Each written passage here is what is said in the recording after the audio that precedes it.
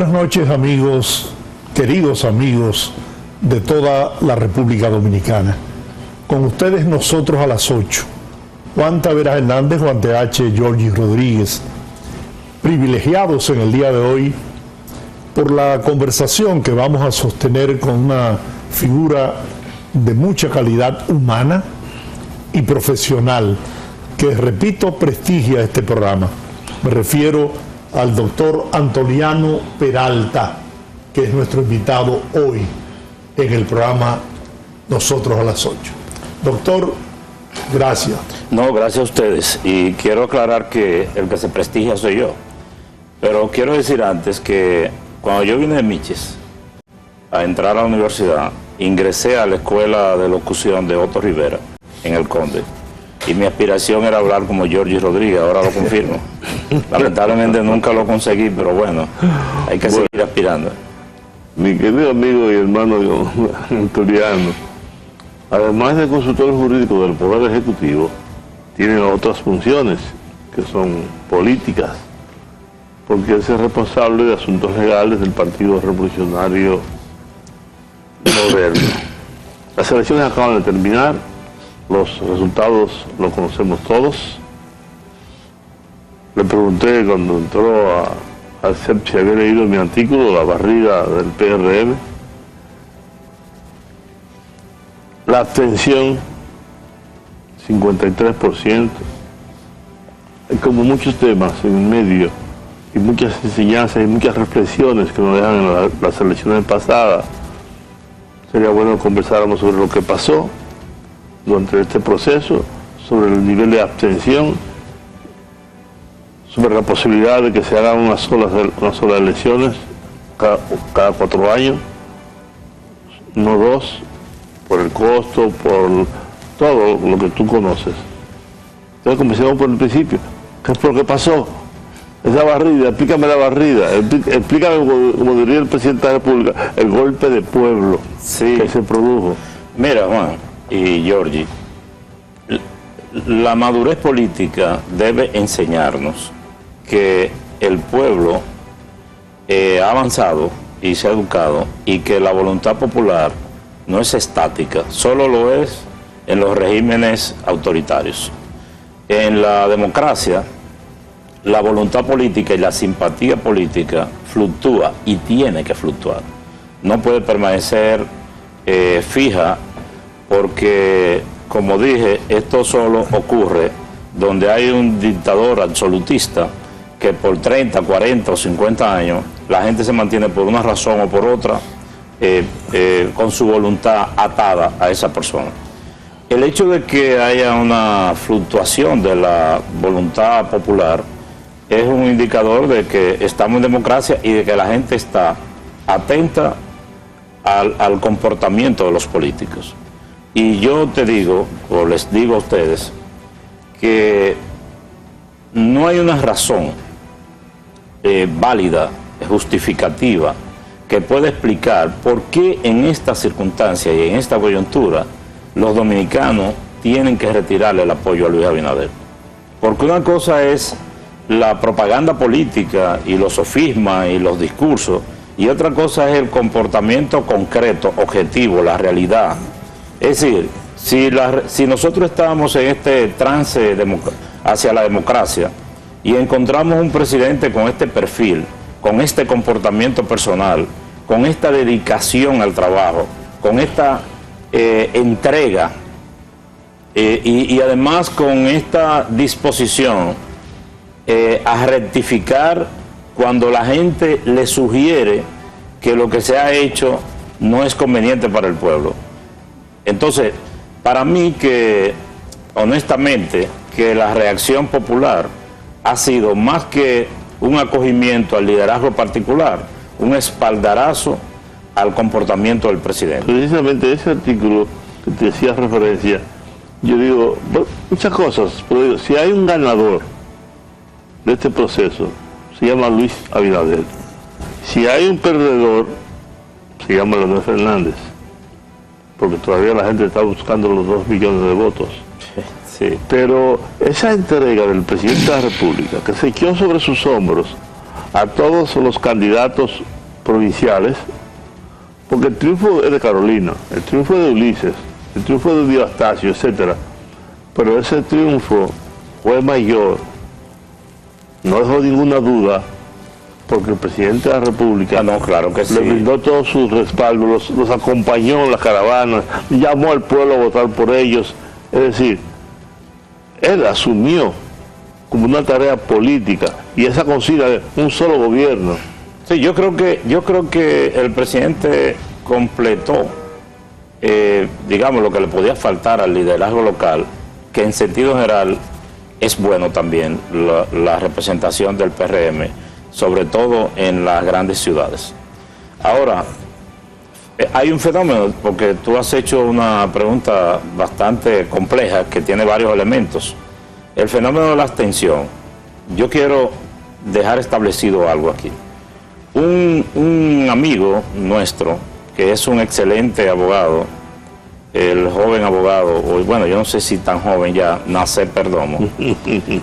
Nasser escribe un artículo hoy haciendo un mea culpa prácticamente, porque él admite que él fue el creador del número del 70% de abstención, y él admite que incurre en un error, lo cual lo engrandece.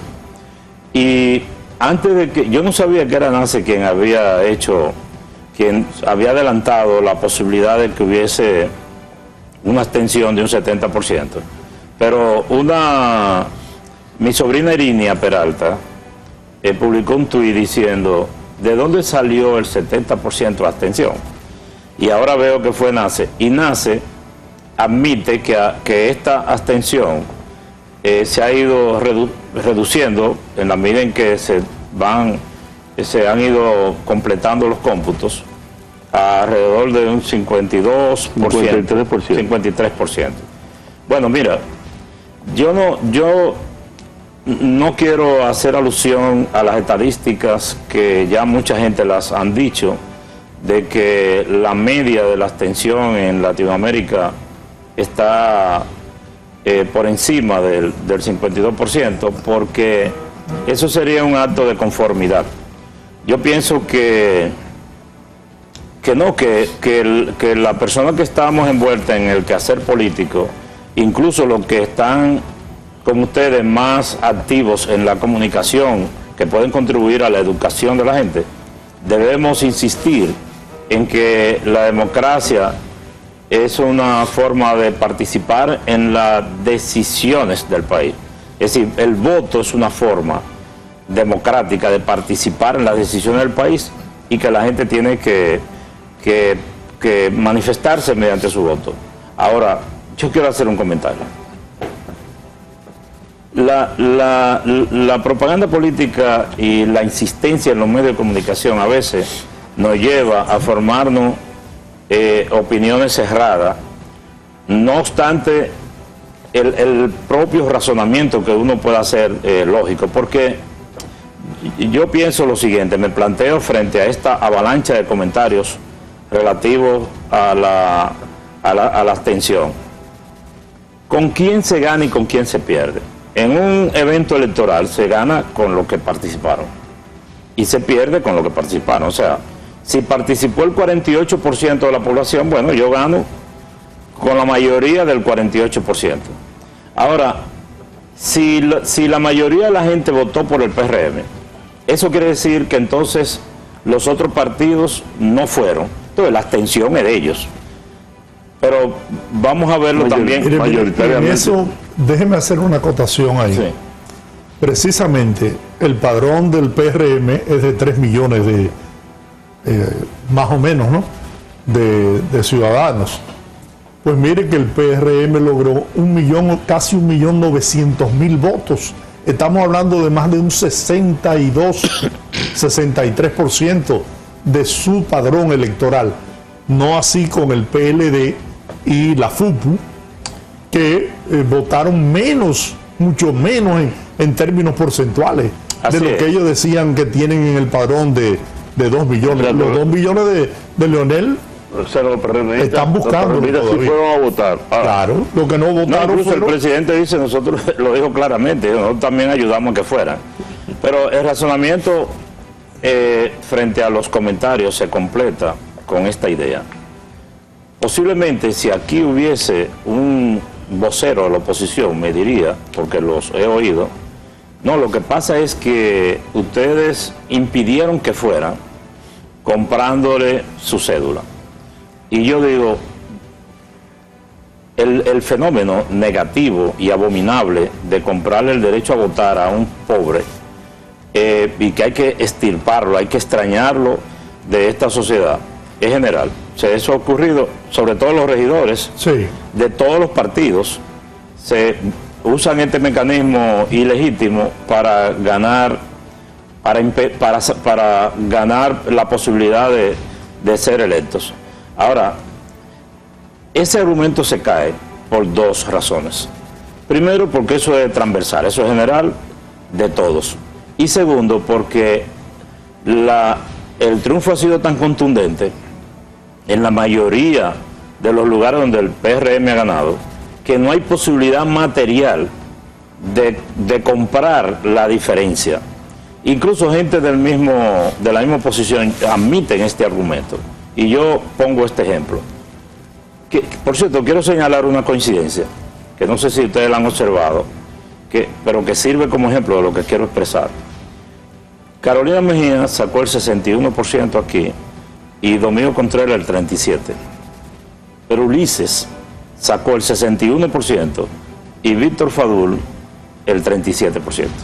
O sea, es una coincidencia. Una coincidencia. Entonces yo digo, ¿creen ustedes que la diferencia entre el 61 y el 37 pudo haberse logrado comprando cédulas? Eso es imposible. Eso no es materialmente posible, pero ¿cuántas cédulas había que comprar? 1 millón de cédulas. ¿Es posible comprar 1 millón de? ¿Es posible comprar 500.000 cédulas? No, eso no es un argumento. Yo lo que creo es que todo el liderazgo político debe empeñarse en que la gente acuda, tenga más motivaciones para votar.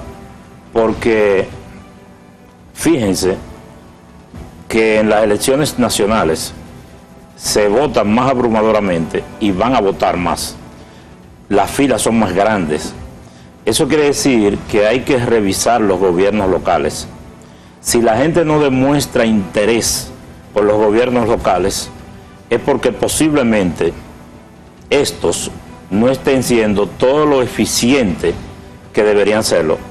Y no necesariamente porque no quieran, porque lo que conocemos un poco de las actividades municipales sabemos que los gobiernos municipales solo tienen para las cosas básicas y para pagar salarios.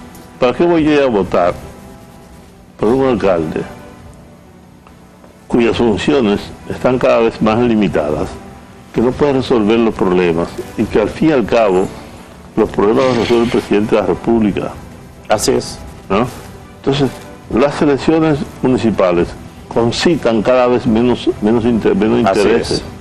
Por eso yo he estado planteando la necesidad de que hagamos una sola elección, presidenciales, congresuales y municipales, porque las elecciones presidenciales sí concitan interés, sí llaman la atención, bueno, y la gente se motiva a votar por ellos. Por ejemplo, si en tu barrio no hay asfalto, ¿quién pone el asfalto? El presidente. Lo pone el presidente.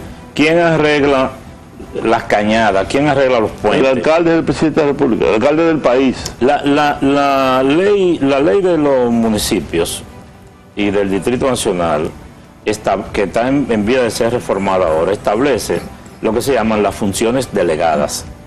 Y eso sirve para que el presidente le dé un dinero a un alcalde para que arregle una gran cañada que hay en su pueblo, porque hay municipios aquí que reciben 1.500.000 pesos mensuales de presupuesto. ¿Con qué va a arreglar una cañada que lleva 50 millones de pesos? Se va en nómina, ese dinero, prácticamente. Se va en nómina, exacto. ¿Entiendes?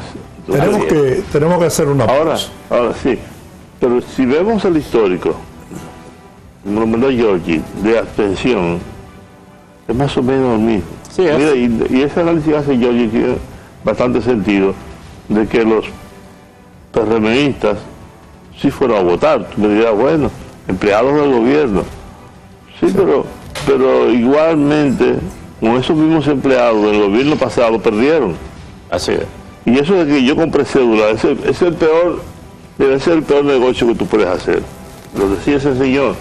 Ven acá y digo, votos ¿dónde están? Tú le das a una gente 500 pesos para que vote por él. La gente va y vota porque le da la gana. Así es. Así Y es. perdiste. Pero yo compré, le di para que votaran por mí, la gente no votó por mí. Pero además de eso, es que el PRM obtuvo una magnífica votación.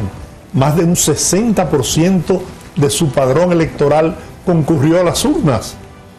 Y eso tiene una explicación.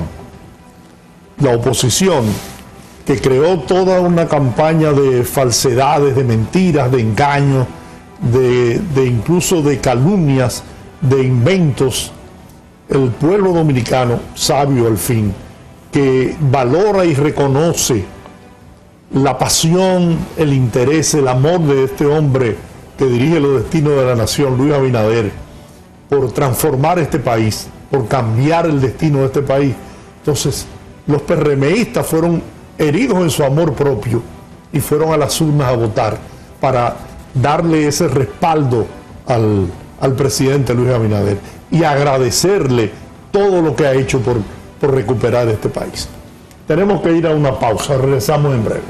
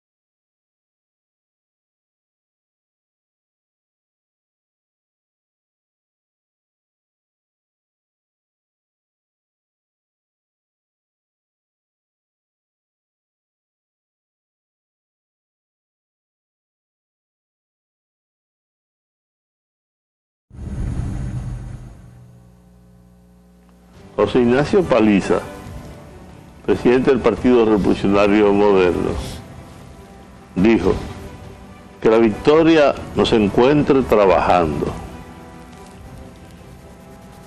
A partir de lo que pasó, de ese triunfo arrollador del PRM,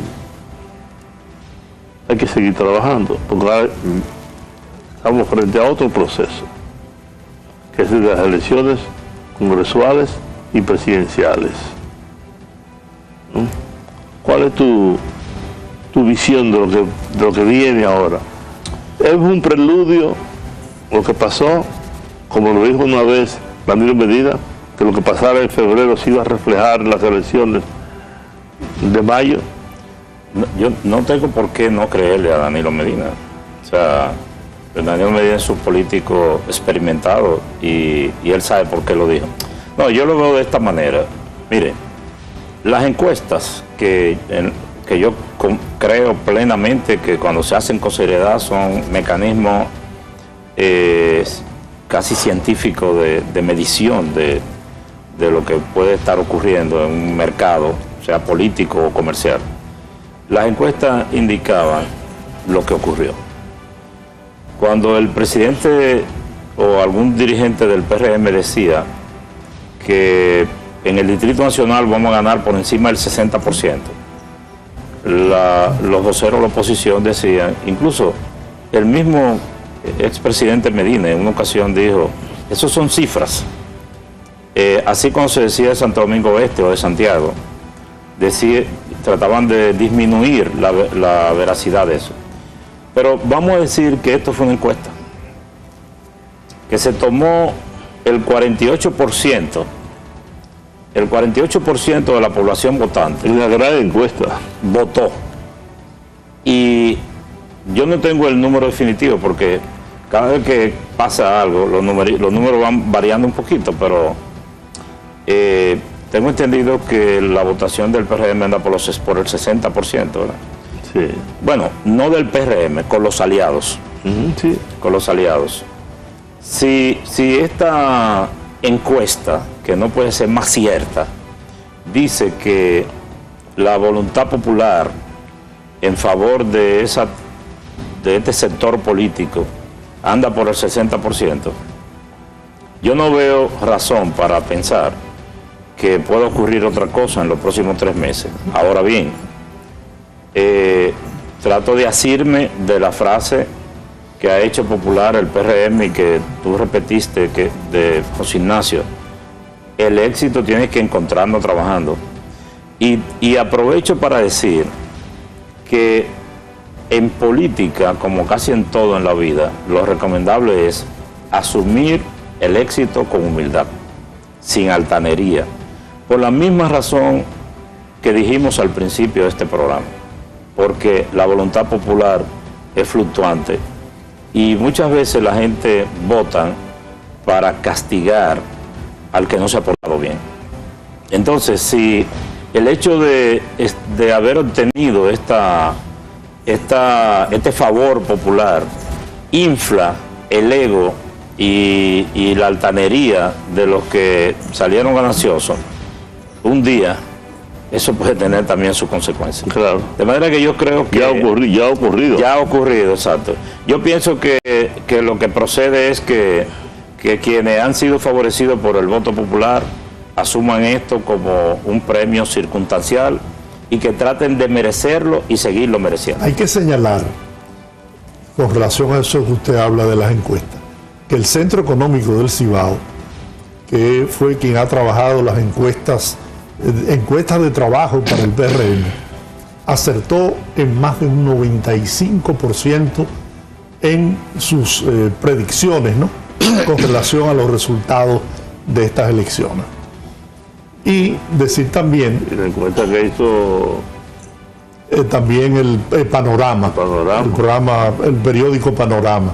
Coincidía más o menos con los números del Centro Económico del Cibao. O sea que, por más que quieran desmentir y crear expectativas falsas, ellos sabían lo que iba a acontecer y lo que va a pasar ahora en mayo, no tengan duda, es que además de toda la obra del gobierno, además de la transformación a que ha sometido el presidente Abinader este país, ahora tienen 121 alcaldes que van a salir a las calles en cada una de sus comunidades a hacer campaña por Luis Abinader. Así es. Un fenómeno en adición, Giorgi, que tenemos que analizar es el fenómeno de los aliados. A mí me sentó en una mesa un reputado sociólogo dominicano que ve la política a distancia porque no está envuelto en el partidarismo, pero sí la analiza. Y él me dice, mira, en el proceso pasado, Luis Abinader tuvo 7 aliados y según sus números, esos aliados le aportaron más de un 10%, que fue lo que completó el 40 y algo que sacó el PRM. 8%. Ahora, el PRM sacó un 50%. El PRM sacó 45%. Sacó en este proceso. En este proceso. De acuerdo a la última información que tengo al respecto. Y los aliados le aportaron el resto. Sí, eso es. Bueno, tengo que revisar porque la información que yo tenía, que no es oficial, es que los aliados le habían aportado un 10%. Lo escuché de oído, no lo leí. Venía escuchándolo ahora, que los aliados le habían aportado un 10% y que el PRM iba a sacar un 50%. No, 45, lo tengo no, muy bien. Si está ahí, en el listín creo que salieron las cifras. Que voy a... 45%. Y los aliados le aportarían un 15% entonces, para llevarlo a un 60%. Sí, porque ahora son 22. Son 22. ¿No?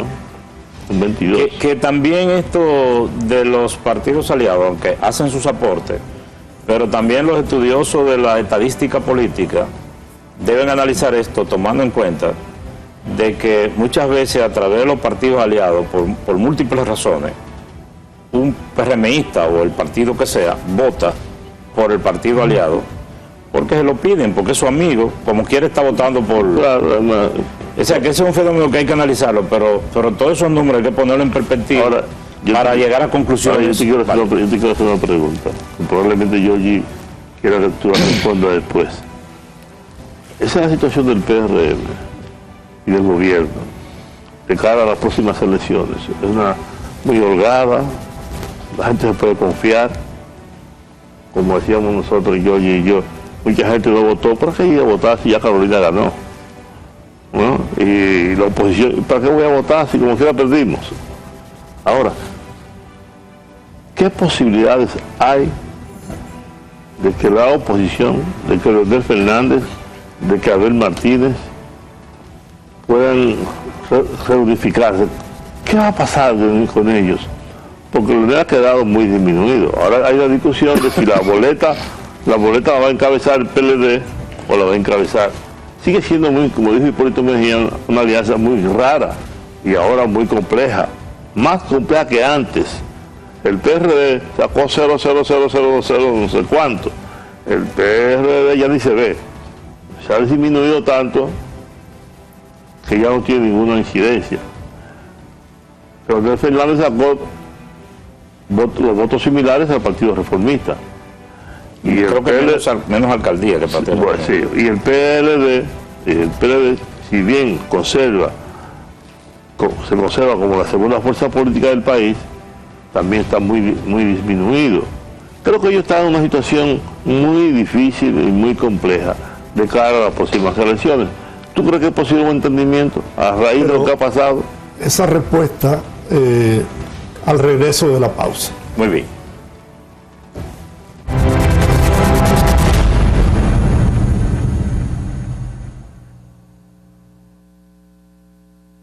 Jessica.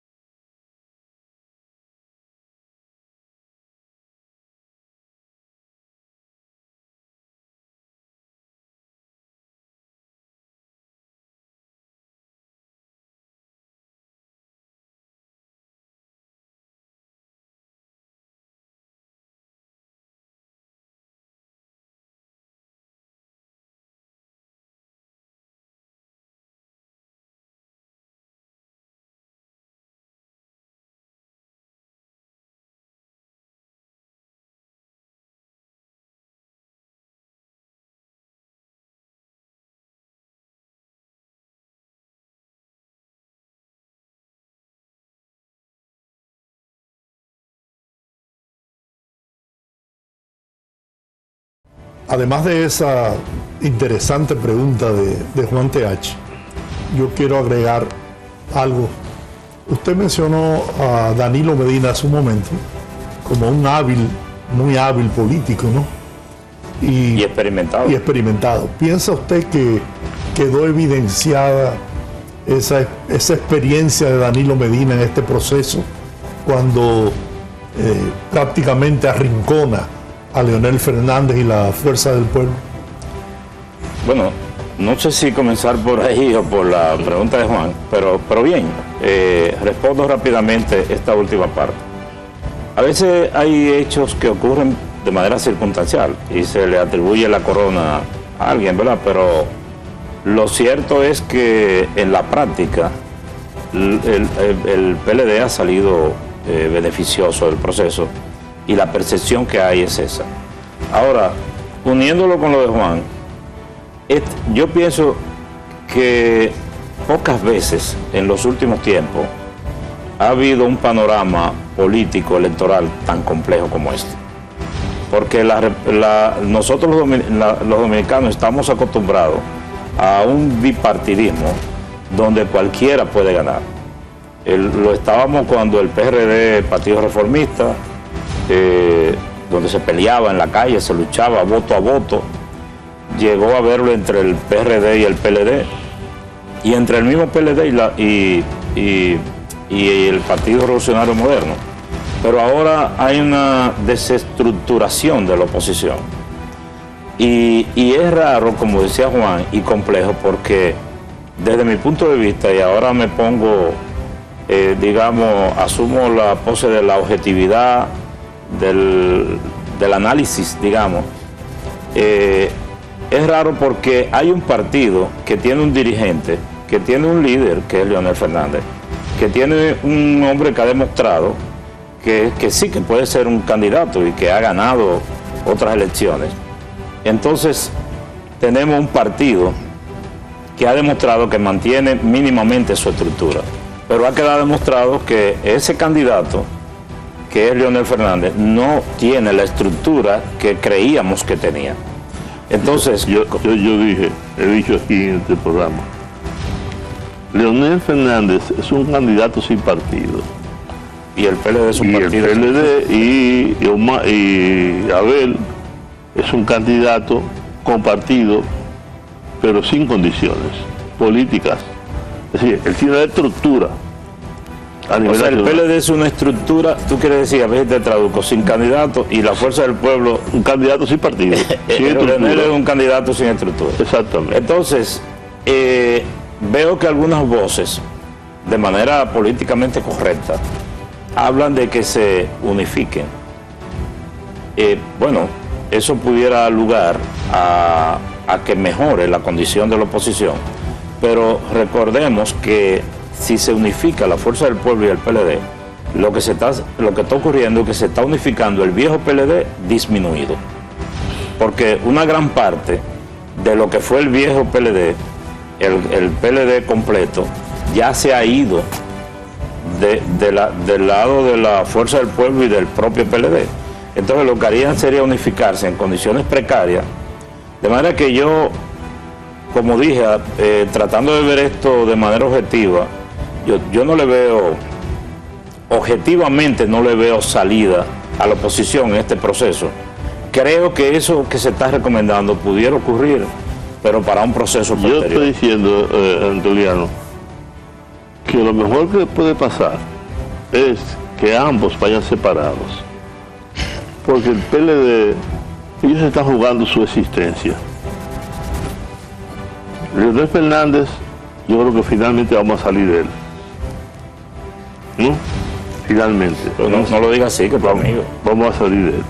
Y el PLD, contrario a la FUPU, el PLD es un partido que tiene ahí a Francisco Javier García, Francisco Domínguez Brito, Andrés Navarro, al otro hijo de Juan Ariel. Se tiene un grupo de figuras presidenciables.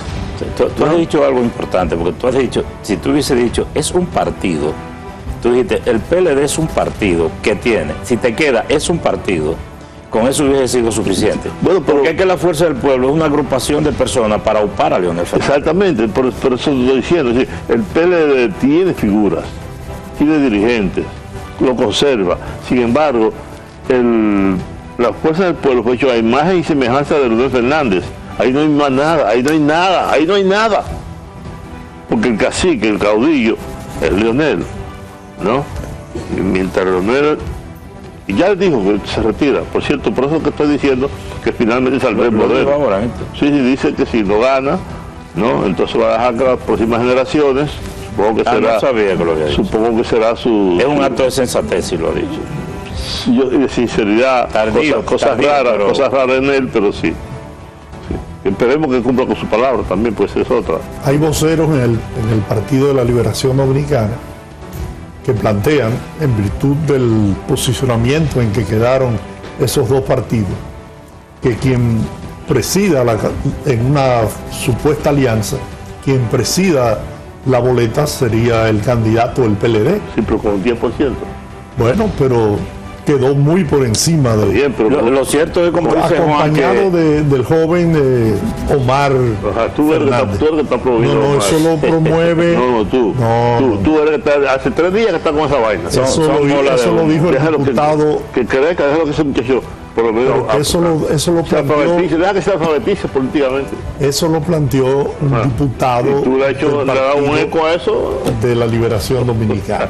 ¿Te gustaría eso, verdad? No, a mí no, porque yo no soy PLDista. Pero tú lo estás promoviendo. Mucho menos. Por cierto, ¿cuáles son las cualidades que no tiene?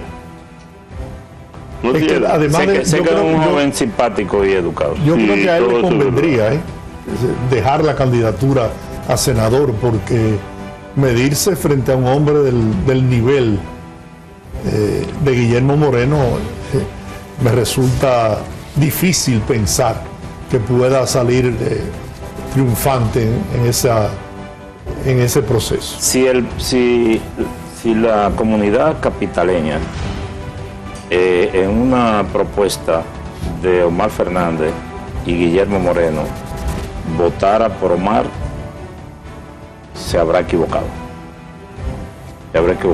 No hay razones para que eso ocurra.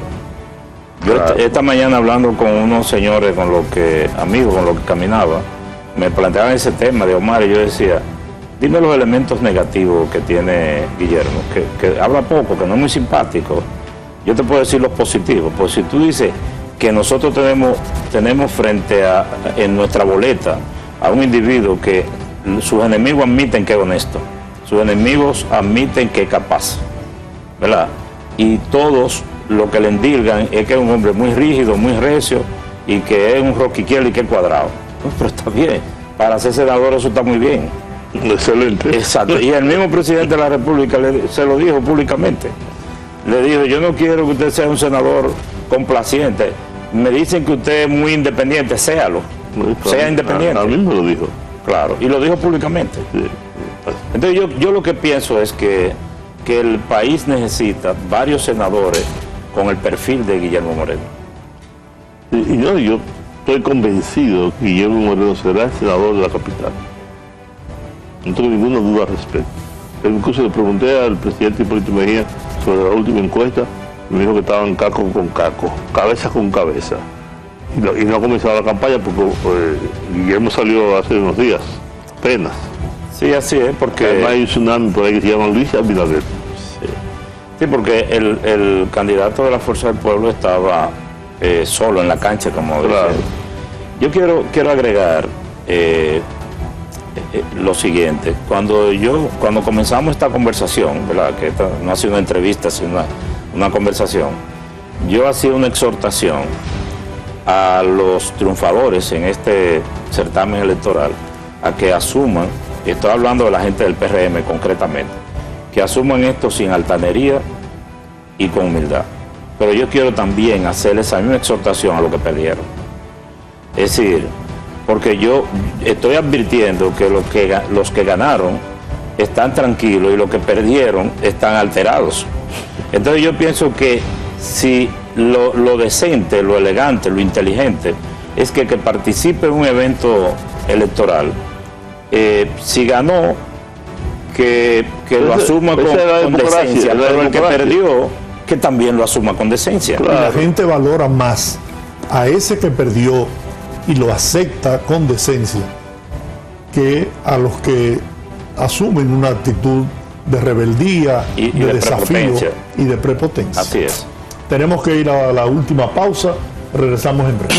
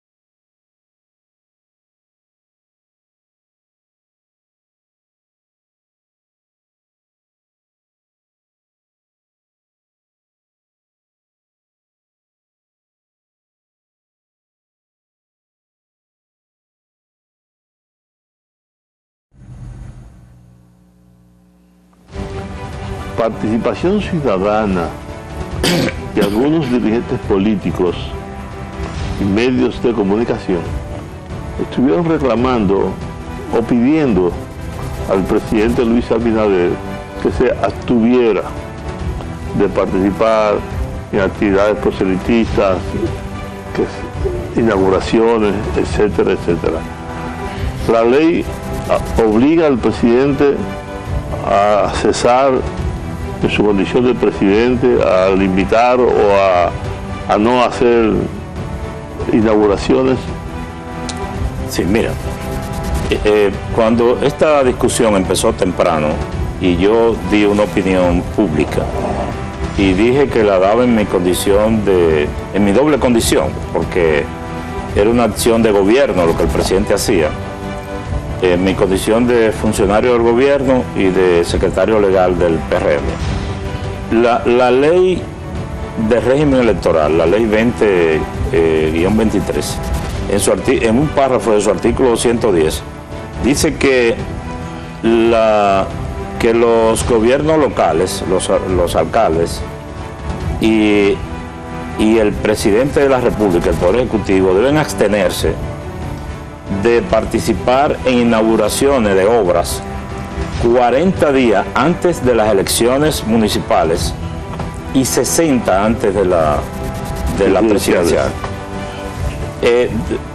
Después de eso, uno de los miembros de la Junta se pronunció individualmente diciendo que la ley era clara y contundente y que el presidente no estaba obligado a abstenerse de participar en inauguraciones antes de que comenzara el plazo de los 60 días previos a las elecciones presidenciales.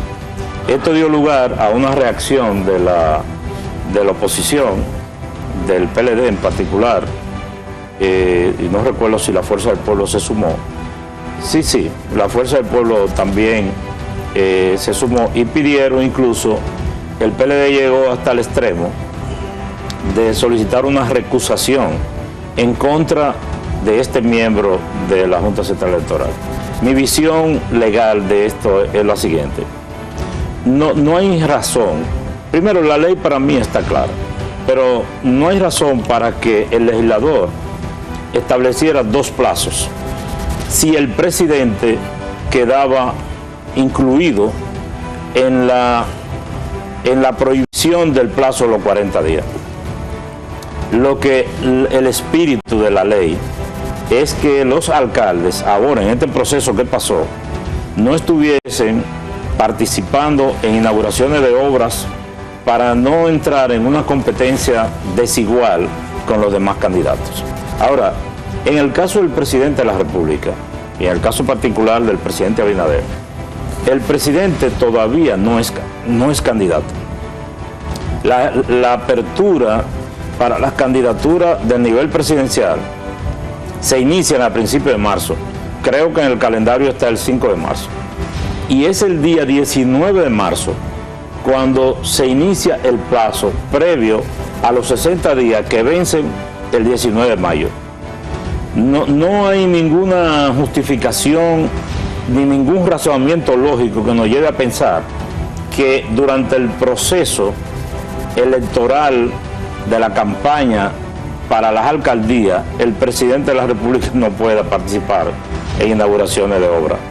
Ahora, Participación Ciudadana puede solicitar eso, y tal vez así lo hizo, como una actitud de recomendación quizá de carácter prudencial. Si el presidente dice, bueno, mira, yo por prudencia no voy a participar si él lo considera que eso es un acto de prudencia, a asumir lo que ningún presidente ha asumido. Que por cierto, a este presidente le piden lo que casi no se le ha pedido a nadie, pero bien, suerte que en esta ocasión él, por lo menos en esta, lo desoyó. Entonces, lo que no debe el presidente Abinader es a partir del 19 de marzo, cuando ya su candidatura haya sido aceptada por la Junta Central Electoral, aparecer en actos públicos de inauguraciones, pero tampoco deben hacerlo sus ministros, porque él no puede no asistir a la inauguración de un puente y entonces que vaya el ministro de Obra Pública, o Adeline, por ejemplo, que es el ministro de Obra Pública. Ahora, yo también veo esto. No le pido a Adeline que vaya a inaugurar un puente. No, la ley dice que tampoco su ministro. Lo que yo creo que debe ocurrir es lo siguiente. En La Vega se cayó un puente, ¿verdad? Cuando la última tormenta. Ese puente puede terminarlo ahora, el día 15, por ejemplo, el 20, 21, 23 de marzo, que ya estamos en el plazo de la prohibición. El puente no se inaugura, pero hay que abrirlo. Si el paso del nivel de la 27, que causa el caos que está causando, se termina dentro del plazo de la prohibición, nos vamos a quedar con eso cerrado. No inaugurarlo es una cosa. Acto de inauguración es una cosa. Se nos fue el tiempo, Antoliano. Yo quería que tú tomaras 7 minutos para responder sobre el papel de la Junta Central Electoral. ¿Cómo tú crees que se manejó la Junta? ¿Qué tú esperas de la Junta Central Electoral en lo que resta? Yo siempre lo he dicho y lo repito, he confiado en la Junta. Si en un momento hace algo que me haga perderle la confianza, también lo diré, pero hasta el momento no he visto ninguna manifestación y al contrario, las elecciones resultaron ser muy organizadas. De manera que tenemos la esperanza, los que estamos en la actividad política y todos los dominicanos, de que las elecciones de mayo pueden ser unas elecciones correctamente organizadas. Bueno, gracias, doctor, por esta conversación, porque más que una entrevista ha sido un diálogo, ¿no? Así es. Frente al país. Y le reitero que nos sentimos honrados con su presencia en este programa. Muchas gracias, es recíproco eso. Amigos, gracias. Hasta una próxima entrega de Nosotros a las 8.